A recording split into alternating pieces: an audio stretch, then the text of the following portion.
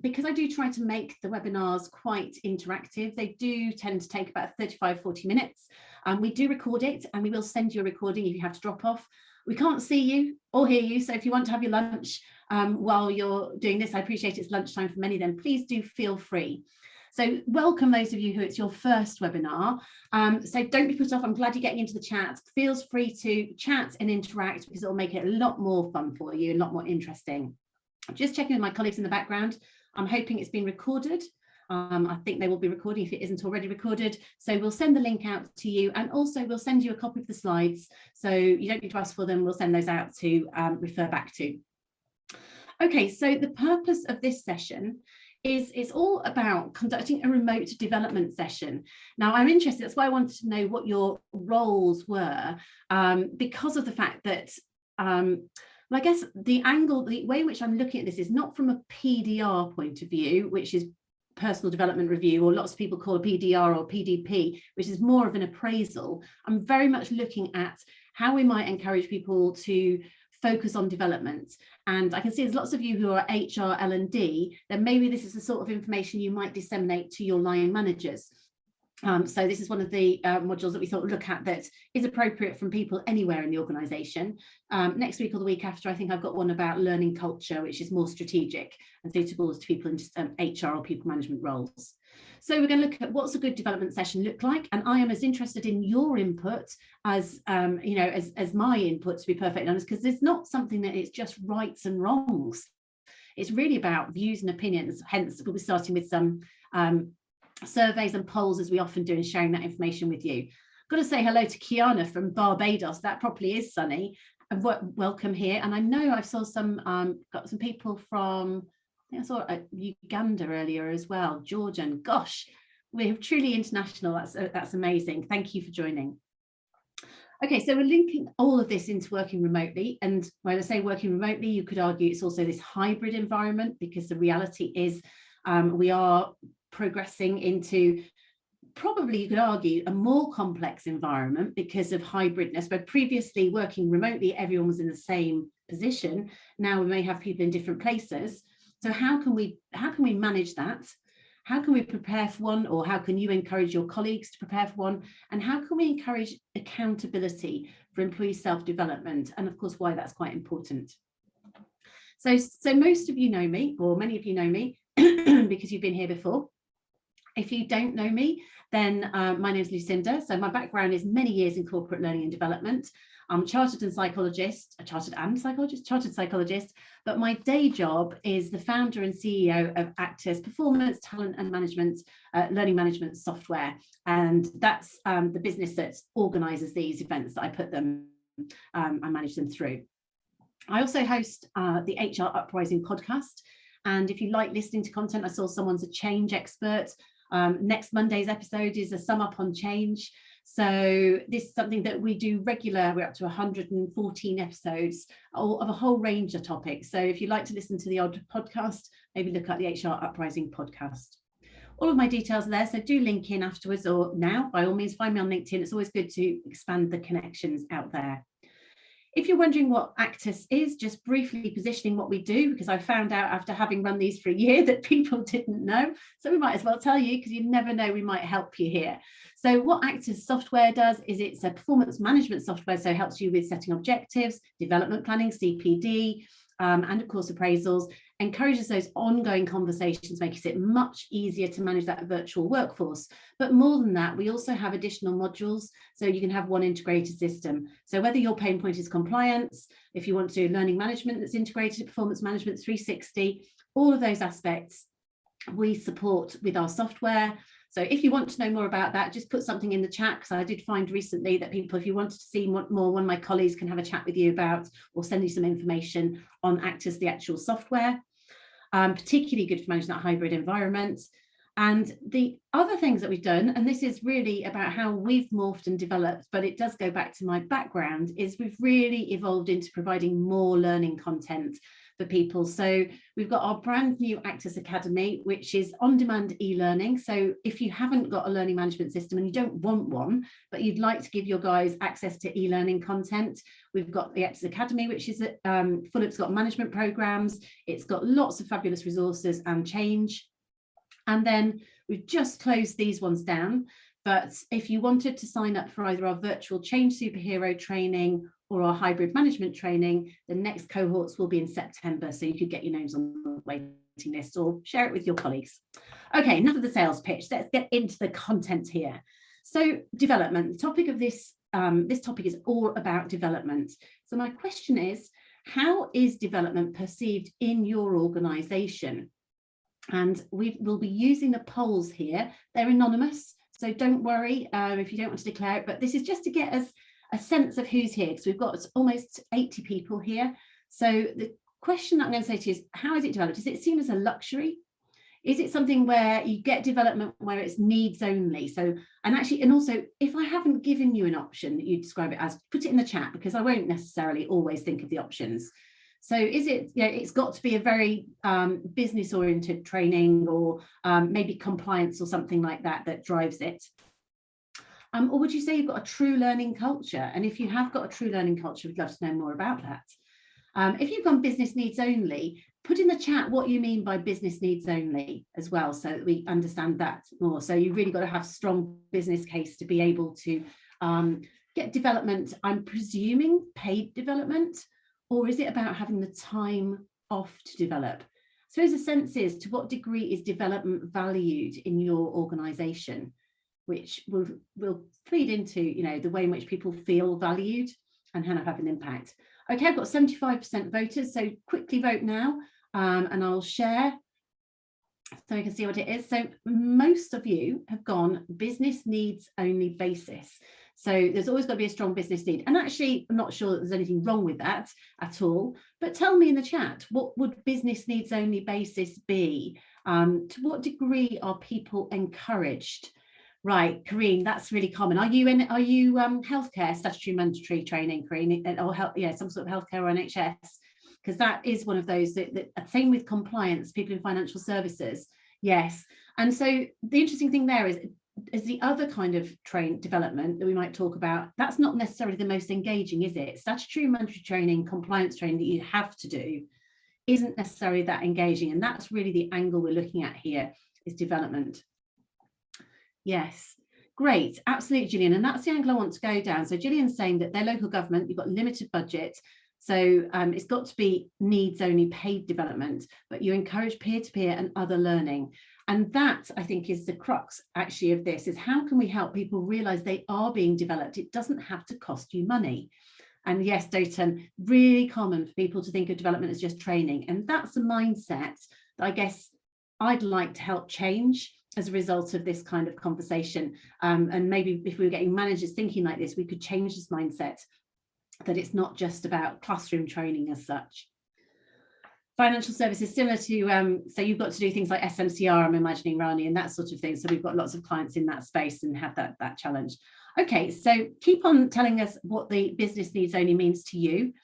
And I've got a second poll, because lots of you are L&D. Let's have a look and just see who does tend to get access to development, so paid development predominantly. So assuming there'd be a business need outside of compliance, although I haven't got compliance on there, but I was thinking more of professional roles maybe. So who would get investment in development in your organisation currently?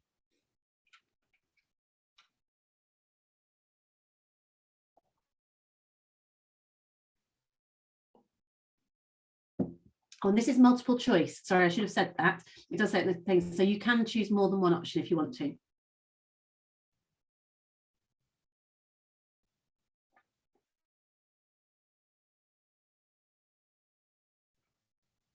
And I know some of the people on this call would be people, I guess, who can influence this if you're trying to project this. Okay, we're nearly up to 70%. I'll let it get to above 70%.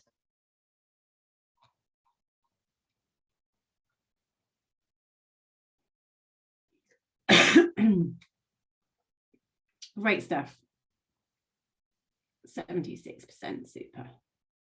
Okay, so I'll end the polling here and I'll share this so you can see the results. So almost 50% of you say that everyone has got a personal development plan, which is great. And there's a real spread, isn't there, as to who's getting the development here. So you do tend to see things like senior managers or key roles, so graduates would get it, professional roles as part of CPD, because that's kind of essential. That's a bit like our compliance stuff. New starters bring that speed, high performers, so the talent piece, and some for underperformers, which is legitimate if you need to try and turn, if a reason for underperformance is the training piece. So there's a spread there, which is what you would expect.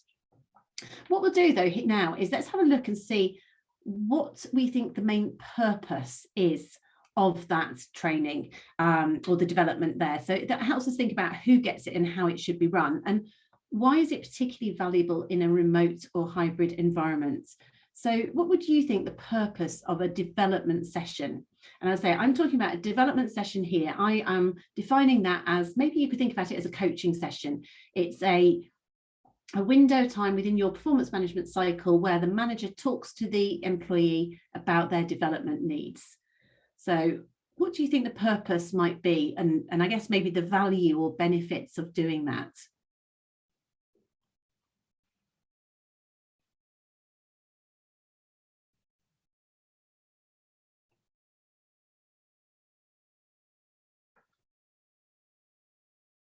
Yes, you can type. Absolutely, Dayton. You definitely type.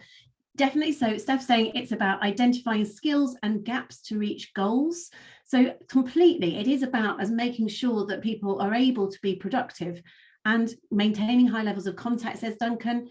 Engagement, totally, Katie. So that's a really, all of those are really valuable points straight through, and I can see there's more coming through.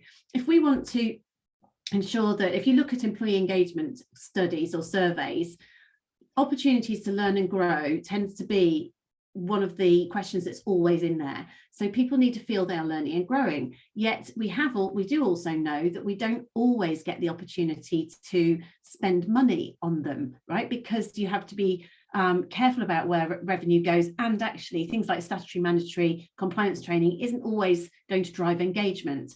So really the purpose or sort of message, I suppose, from this webinar from me is, how can we drive that engagement without having to spend money? And that is one of the things where there's a purpose of a development session. It's also going to help people be productive. We want to, and I'll talk later about how key it can be to helping people meet the targets and goals that are there. And that in itself is motivational, because they feel that they are being helped to achieve and they're being supported. So it's more motivational. And can you see, let's see if anyone's, I'm just looking through the chat here, would you say, why would you say that's even more important in a remote or a hybrid environment? Any thoughts as to why spending the time on a development session with somebody, a one-to-one development session, is even more valuable in a remote environment? And I think the key answer here, and again, if I ask questions like that, feel free just to chat, put out your answer in the chat. Corinne, totally, to make sure people feel connected, because we can feel really disconnected. And it's really personal. It's about that person, isn't it? We have fewer touch points. It's easier for us to feel disengaged. And also, great, absolutely, we're off. We don't want people to get left behind. We also want to make sure that people have the skills to be autonomous. So because we're not seeing them day to day, as Paul was saying, you can't see them day to day, we might not always be able to ensure that they're doing the right thing, or we may not be able to be there for that on hand, them to ask a question, just in the moment. So that data, and Natasha's saying it there, the day-to-day support's not necessarily there as it would be where you'd identify needs by seeing people. So if we put in that quality time to help people connect, to reflect, and to make sure they've got the skills, then you're going to make sure that you're meeting their needs today and as for the future. Really nicely put there. So all of your comments absolutely are right there. But in this remote environment, I think you could argue it's even more important, because we need to make sure that people are fully skilled up to be productive on their own, because we can't help them all the time. So these are the ideas that I came up with, and I think you've got all of them. The value of a dedicated development session is it makes the individual feel valued and invested in. It drives employee engagement, which we know drives productivity, profitability, lower health and safety issues, retention, lots of important things. it can also build people's confidence. And this is where it becomes a bit more subtle.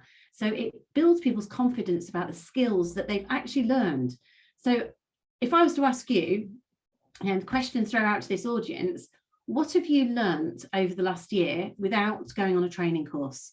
What skills have you developed over the last 12 months? And have you developed? You tell me in the chat, what have you developed? I mean, I can tell you what I've developed, the ability to manage to use Zoom for once, and polls and all these things that I would never have done before. Oh, sadly, Inga's learned how to do redundancy meetings, unlucky. Courses on Teams and Zoom, says Gillian. So you tell us the things that we have all learned, which we may not have otherwise done. And we've kind of learnt them organically. Yes, homeschooling, I forgot about that new set of skills that many of us never want to use again. So we've all been developing, but actually we don't necessarily realize that until we reflect on it and get that sense of how much we've grown over a period of time. It's not till you stop and think about it. And again, this is the value of the dedicated development session. It provides support and optimism for the future, and it's both active and reflective. So I'm just saying to be much more present. Yes, so there's so many things here, aren't there? John's learned to take greater responsibility for his own learning in CPD.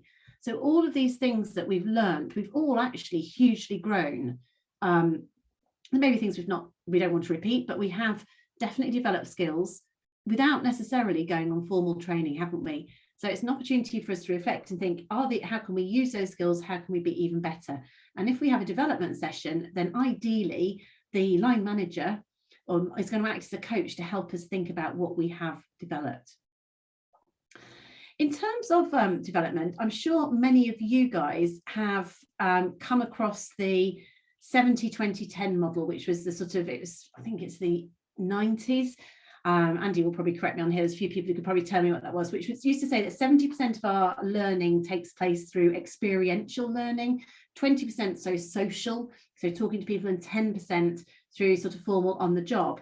So yet, if you think about it, the amount of time people were spending, or they expected lots of on the job, classroom, formal training, more so, as opposed to recognizing that they were actually learning on the job through experiences.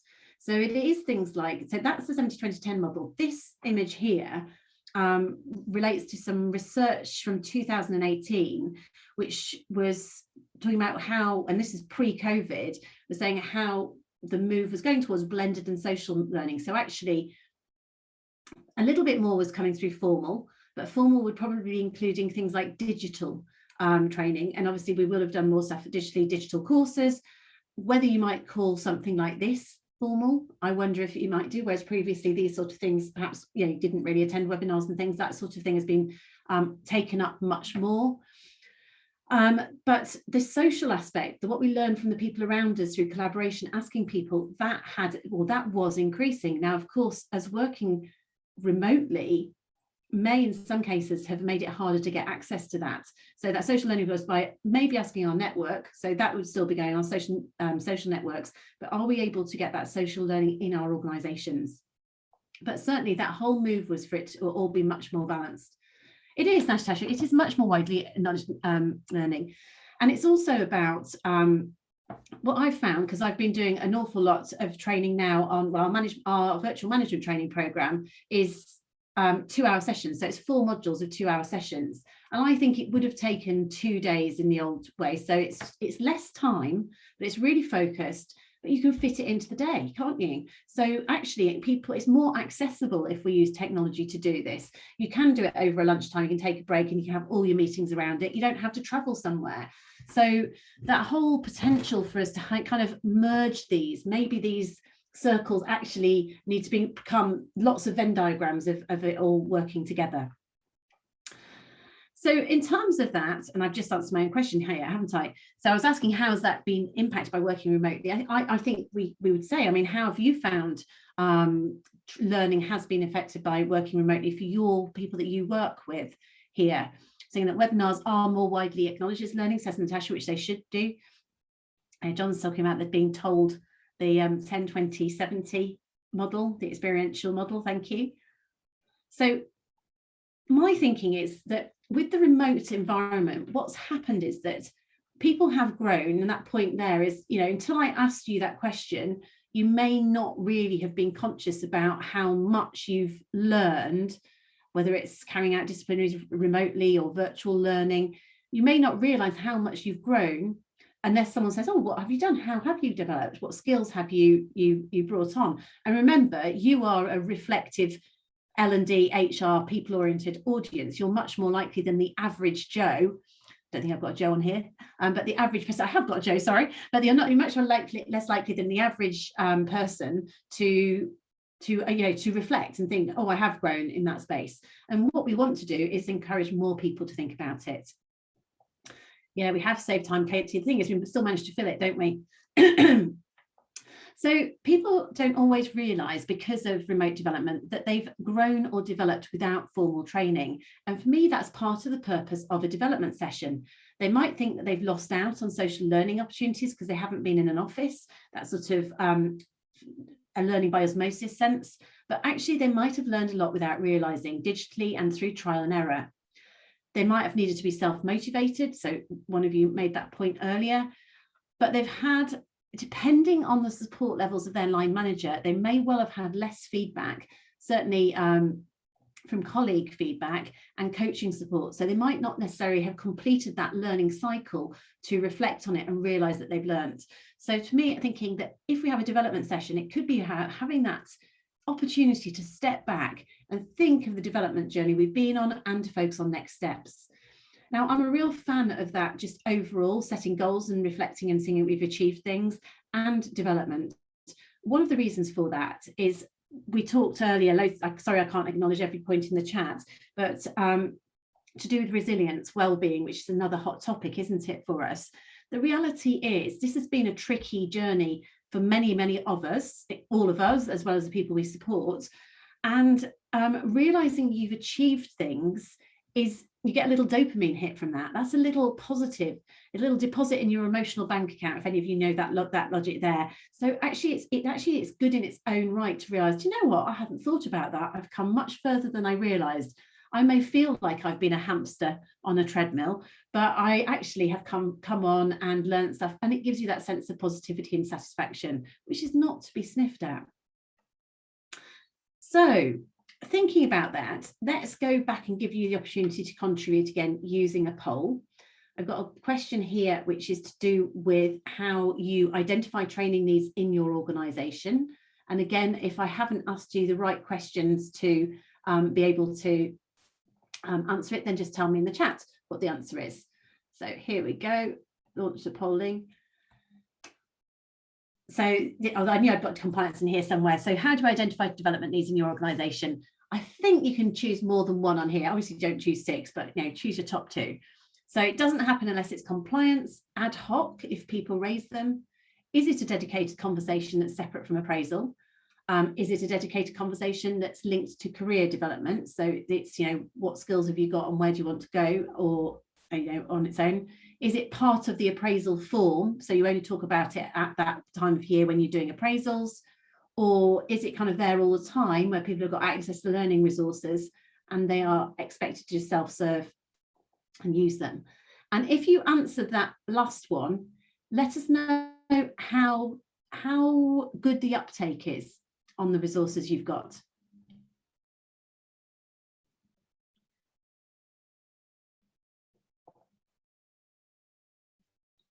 So Jackie's saying you've moved from annual or mid-year reviews to regular performance conversations. Brilliant. 4 to 12 a year, which combine the review of development objectives and performance. So is that in each one, or do you have a specific theme for each one, Jackie? Okay, Natasha's good. So good in terms of sign up, but not brilliant in terms of attending. So does that mean you're doing internal webinars and things like that, Natasha? So they're live events. I was going to say, it's interesting because it's things like e-learning, isn't it? That, I mean, e-learning used to be really boring back in my day, but I'm a very active learner. Not always, but I think it's really come on a lot in terms of what we can do there. But it's not just that, there's videos, there's so many other ways we can learn. And I'd say, Natasha, that's probably like any other webinar. When we have a webinar, we tend to have about 60% of people actually probably show up. Somewhere between 50 and 70% of people attend for showing up. So I don't know if that might be just the same on an internal thing you might do. Okay, Duncan, so people are allowed to take a day a month to learn what they want. That's quite a That's quite forward thinking. And do people utilize that? So Becky saying encourage career conversations to those identified as talent. What happens to those who aren't though? I always think that's a bit of a worry, isn't it? What if you have a manager who doesn't identify as talent, you think you are? Can you get access to it? Yeah, so Doton, not everybody knows how to learn themselves, do they? So still have to guide people as to what to learn, and they may not be motivated. So they still benefit from a conversation where they maybe agree a development objective, understanding the purpose of it. Yeah, so people always say they struggle with time. That is always the case, isn't it? Yes. And interesting, you can go the other way. I did hear someone Doton say people sometimes feel like learning everything if they have access to a full bouquet. Well, I think the world is divided into different people, but I did hear something where there was one individual who was spending so much time doing online learning in their organisation, they weren't actually doing any time working. I think that was the exception. Learning hours, that's a good idea, Paula. I like the idea of that. Let me end the poll and let you see what everybody else has said.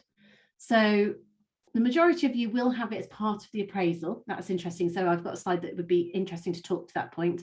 Others have it linked to career development, others separate. So you can see here. So there is a mix, but the most common one is it's part of the appraisal process or part of appraisal that you can see. So I will link in on that, and I think some of you might be doing this already. So my view is that a quality development session, a dedicated development session, so let's say it's a one-to-one attached to focused on development, I would say it doesn't have to be linked to career aspirations. It could. I prefer it's not part of the appraisal, and I'll explain why in a moment. But the quality development session has the opportunity to do more than just identify development needs. It can actually enable development in its own right. If you've got line managers who are good coaches and get people really thinking, then they will actually be growing as a part of that conversation. And also it's motivational because they realize what they've learned. This model, some of you might have seen before, and this is one of our Actus performance models, where many people are obviously saying, we know we need to move to ongoing conversations, but how do you do it in reality? And this is a way in which, well, a number of our clients find this works really well for them, and it's just really practical. I'm really pleased, Dayton, she likes the model. Great stuff. So it's really practical, and I've done other webinars on this, so I won't go into too much detail because I know it's 2 o'clock already. Yes, as I say, we've got other resources we can point you at this. But the point of this is, if you break the year up, it makes it much easier for line managers to realise what they're supposed to talk to. It's all very well saying, oh, do regular one-to-ones, but what those tend to be are just tactical conversations, often driven by the line manager about, have you done, have you done, have you done? If we give the, and also 12 one-to-ones a year is not realistic for everybody, although people are speaking to each other more often in a remote environment. But really the point of this is, if we said that whatever your annual appraisal cycle is, at the start of the year, you set your objectives. What I'm suggesting is at the end of Q1, a really good thing, that is a great time to have a development session. And I'm talking about a one-to-one, which is focused on development. And if you use that as the development session, you can come at it from 2 angles. One is you say, okay, how are you doing against your objectives? Are you on track or off track? And if you're off track, what development do you need to achieve it? Now, my background, years ago, I worked for Siemens. I remember 25 years ago, and we used to have the once a year appraisal. It was on paper at the end of the year, and you get this big long document, and lots of people still have these big long documents, and it kind of goes, right, what development do you need at the end of the year? And if you think about it, that's kind of a bit pointless, because why would the business be investing in development or training for you when you've already achieved or not achieved? It's either a thank you for achieving, in which case, well, maybe I could have achieved more if you'd given the training to me or development to me earlier, or it's kind of an afterthought, really. So if we talk about it here, my view is it's more of a win-win for both the individual and the business, because you're going to get greater bang for your buck. Now, admittedly, if you're in L&D, you've got to be able to see what those are, and hopefully you've got technology. Our technology would allow you to see that real time, which means as a training person, head of L&D, you can respond to those training needs. And that was my job, actually. And of course I couldn't, because we didn't have a way of getting that data out until 6 months later. But nowadays there's technology that'll give you those development needs real time, which means you can respond to them. If I respond to those, then hopefully I can help people perform. Then at the mid-year appraisal, are they on track? And then I like to think about towards the end of the business year, let's focus that more on your talents, your career aspirations. It's maybe a career coaching conversation. It could also have development. So if you link those together, that actually gives you 4 nice themes. And the other reason I advocate this model is that the evidence, if you want to look, there's an article on the CIPD website called Could Do Better, I think is what it's called, which shows the evidence that managers are less honest less honest in giving feedback if they think it's related to performance. So they won't be as honest with you about if they had to rate you, for example, they won't be as honest if they think it's going to affect your salary or your career, but they will, if it's for pure development, they will be more honest. So I think by focusing these conversations, you can draw out more transparency and honesty, and people get much more benefit from it. So there's other content on that, but that's really one of the other areas where I advocate, why not just pick one of those one-to-ones in the year in your business and say, right, managers, this is what I expect you to do during this particular session. The purpose is pure development, coaching. You may need to give them coaching skills because they can be few and far between. So if you want to encourage somebody, if you're, tips for you to manage this, or tips you might want to pass on to your line managers if you're trying to get them to have an effective remote development review, is first of all, encourage a team member to prepare themselves and to think about what help do they need in advance. So, actually have a think, how are you getting on with your objectives, with your competencies, whatever your measures are in your business, how are you doing? What do you need? What help do you want? So it needs to be led by the individual as much as possible. Be prepared to ask open questions, listen carefully. So coaching. Then really ask really specific questions, as we were saying earlier in the chat about, what have you learned so far? What learning have you done on the job? How did you learn that? So explore, recognize and reinforce learning that people have got on the job, ways in which they've grown or self-managed learning. Recognize and reinforce that. Of course, be positive and future focused. So it's about, okay, great, you've learned that. Where are you going to take it next? And coach people to take ownership and responsibility for their own development plan. Fundamentally, we can't really do it for people. And if they're not motivated, well, they're not going to go as far or be as high as performing, but we can try and help them to be accountable. And I'd agree goals and deadlines then that could also fit in that calendar. There's nothing wrong with reviewing those development needs at different points in the year, but to actually just agreeing what in the same ways you might agree performance objectives, maybe agree some development objectives that are in the hands of their individual and hold them accountable. So coaching skills are critical actually for this. If you want to help someone recognize what they've learned unconsciously, these are some questions that I think might be useful. So you might say, what new skills do you think you feel you've developed since? How has your approach to work changed over the last 12 months? How did you find answers and solutions to challenges while working remotely? What challenges have you overcome over the last year and how did you do it? And where did you go to find solutions? So again, I know I've got an enlightened audience on here. Those might come naturally to you, but they might be useful for you if you wanted to pass them on to other people in your business. And then if we want to get people to own their own development, these are some additional questions that people can take forwards, which are very future focused of it, actually starting to look about the timescales, the deadlines, what is the skill, knowledge, behaviour or career ambition you'd like to focus on? How will developing it benefit you, the team, the organisation? What's the timescale, reality around that? So again, I'm sure I've got coaches on here and these are things that you can utilise there. So I'm aware it's 6 minutes past 2, so I'm going to draw that to conclusion and I'm going to look at your chat and of course I'm going to say, what are you going to do on those? How, what do you think you might do, or any tips that you can share with us? Also very much appreciated. I will share a few more slides. I'm just going to look at John's comments here. Has anyone got any questions that they'd like to pop in the chat as well? So John used to be a social work team manager and the model used was the combined managerial and reflective learning supervision with one-to-one sessions every week or fortnightly. And was it effective then, John? Was that, so you did that every 2 weeks with people? I like the idea of learning hours, Karen. Was that Paula who said that? Paula, are you able to put any more in the chat on that, or even feel free to unmute? Has anyone else seen something in the chat that they'd like to hear more from others on? And again, you might find you can link in with each other. I don't know if you, connect with each other as well. But I think that's quite nice. Almost you could target people with learning hours. Of course, I suppose you could argue, do you need to make it smart? So what is it they're going to learn? But it's nice just to encourage people to have some time to learn. So good platforms for, Duncan says, good platforms for storing, organising learning objectives for individual staff members. Well, I'm afraid I'm going to say, well, Actus does that. That's a large part of what we offer. Do you already, if you have a performance management platform, then they might have one. It's integrated in our learning management platform, so you can own your own development needs there.